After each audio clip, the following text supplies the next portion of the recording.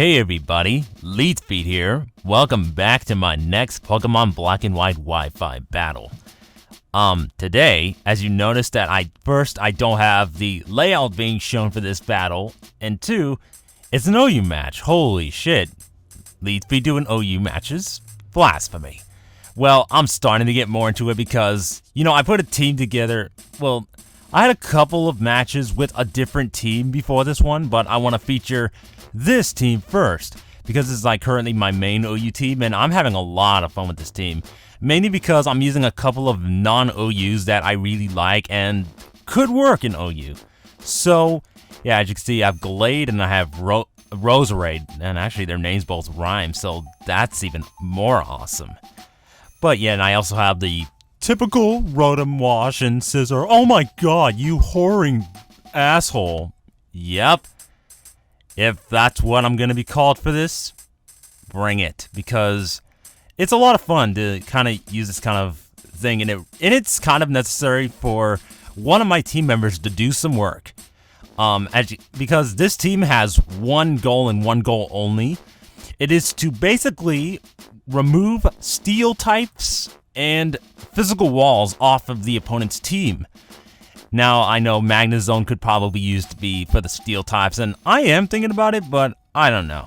I think this is fine for now, but yeah, once the steel types and physical walls are removed, I will be able to sweep with Moxie Salamence. Now, now you're thinking, wait, why MoxieMence? Because, you can just run DD and Outrage, right? Well, Outrage is actually legal on Salamence with Moxie.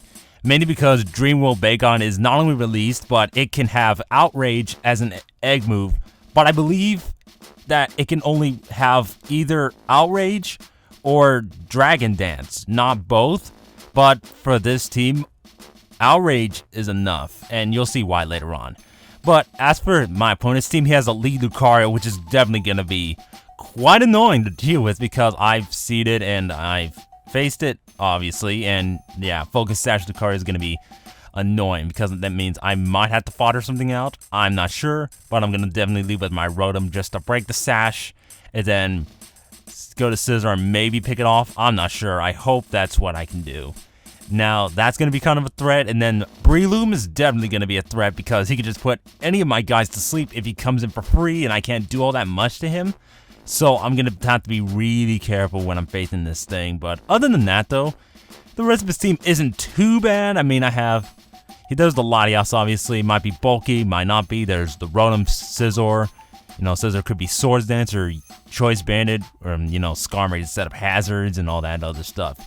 I just had to get rid of Lucario, Scizor, and Skarmory, and then, magical things may happen. So, yeah, some people may already know about this match because I believe at Rick's stream when we did this match, I believe Noah was talking about it in the call. I'm not sure, but yeah, unfortunately he had saved over this battle by accident, so he has no way of uploading this battle, but I'll do it for him. So yeah, anyways, enough rambling.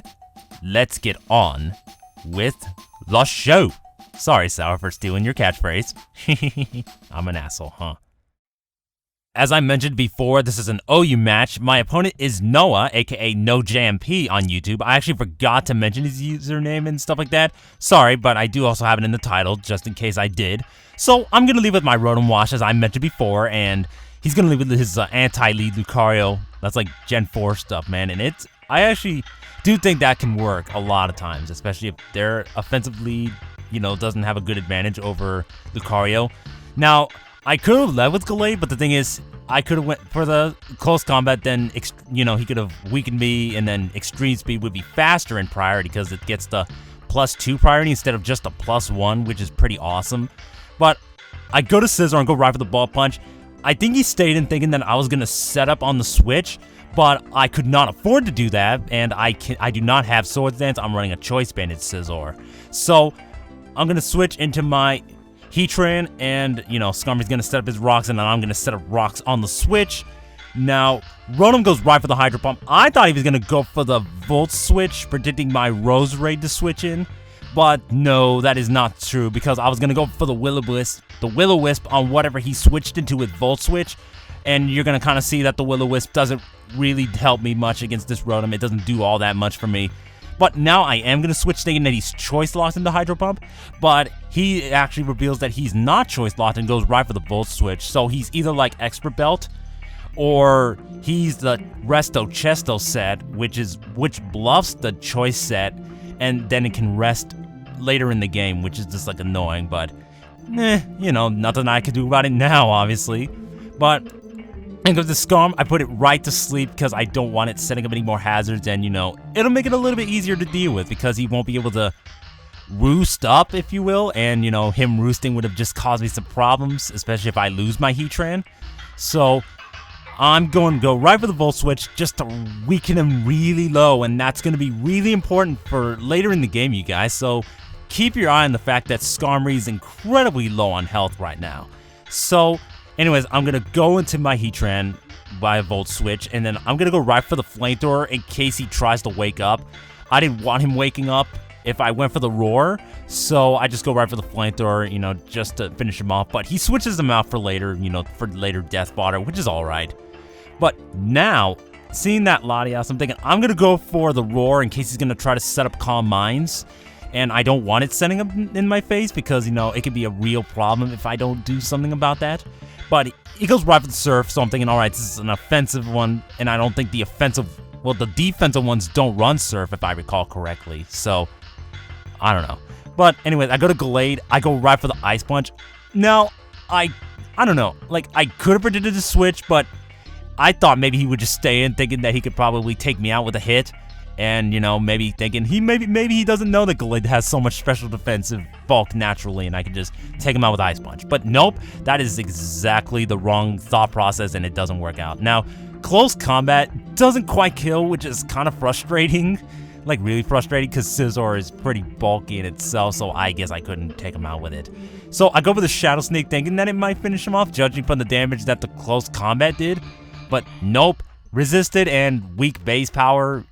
Yeah, I kind of overestimated how much Shadow Sneak could do to this thing, and here I could have actually went into my Rotom, judging from the damage this Ball Punch did, but I don't know, I guess I was scared that I would get 2 KO'd for some reason, and that was a horrible thought process again, so I had no confidence in my Rotom Wash's ability to take Ball Punches, and I didn't want him predicting that switch anyways. I guess that's what I was kind of, maybe that's why I didn't switch him in case he went for Superpower, but yeah, I'm going to go right for the Bulk Punch with my Scizor, and he's going to go for the Volt Switch, which is excellent, because now I'm going to get the switch advantage, not him.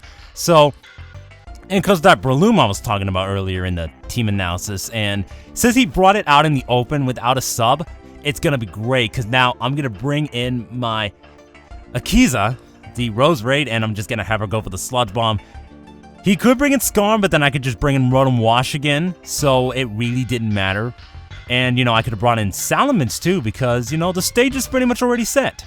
So, Latias comes in, goes with the Dragon Pulse. You know, I just leave her in to die just because I want to bring in my Salamence. Now, this is where this is the high point of the game, basically. This is what I've been waiting for the whole game, basically. So, I'm going to have him go for the Outrage. This Salamence is Scarfed, so he outspeeds the max speed Latias without a Scarf, so that's how I outsped that Latias just now, because it's probably an offensive one with max speed. Now, I take out that Latias, get a Moxie boost, I take out that weakened Skarmory with an Outrage, just that's a second turn, get a second boost with Moxie, and then I get a 3-turner, and Moxie's gonna finish off this Rotom, and since he's obvious, even if that Rotom was Scarfed, you know, my Salamence is faster base speed wise, so he would have outsped, because, you know, Choice Scarf Salamence is awesome. So, yeah, that is going to be the game. Holy crap, that match was actually very exciting. There was a lot of, it was like very fast paced. I forget how many turns, it was like 21 turns. So it was a pretty fast paced game because there wasn't too much stalling involved or anything like that. But yeah, I think it's a good way to showcase this team, and, you know, my opponent had a pretty good team as well. So yeah, it was a pretty close game because I really had to work around a couple of his Pokemon and get in Salamence safely later in the game. I mean, that's kind of what my team was based around and stuff like that. So, yeah. Great game, Noah. We should definitely battle again sometime. Maybe we'll battle again and you can upload that match to your channel next time. I'm not sure, but whatever works for you, alright? So, if you like this battle, leave a like, favorite it if you want. Leave a comment. Leave me your thoughts about it. And also, I guess I'll do, a question of the day thingy, maybe for you guys to discuss in the comments below. What do you guys think of MoxieMence? Do you think that MoxieMence will break the metagame? Do you think it's fine? Do you think it maybe go Uber or something like that? Or do you think it's fine, it's not, broken like Garchomp or anything like that? I don't know. What do you think about MoxieMence? Do you think that MoxieMence will become more of a viable option in the metagame, or do you think the Intimidate set will probably be more prevalent because of its overall usefulness in lowering the opponent's attack and stuff like that, being able to set it with the DD? I run Scarf just because, sometimes with the MoxieMence you're not going to have time to set up because you don't have Intimidate. But, the whole point of this team is just to remove anything that could stop Salamence from sweeping, and, yeah. That's pretty much it. It's not the best team in the world, but it's a team I have a lot of fun with, and I'm definitely doing my best with. So, maybe that doesn't matter in the end. I don't know. Because, I mean, in the end, even in OU, my whole focal point is to have fun playing the game, and still be at my best 100% all the time. Sometimes I don't have matches like that, but, it's just whatever. So, anyways, leave your thoughts about MoxieMence below, and I will see you guys in my next matches. So, yeah, peace out, guys.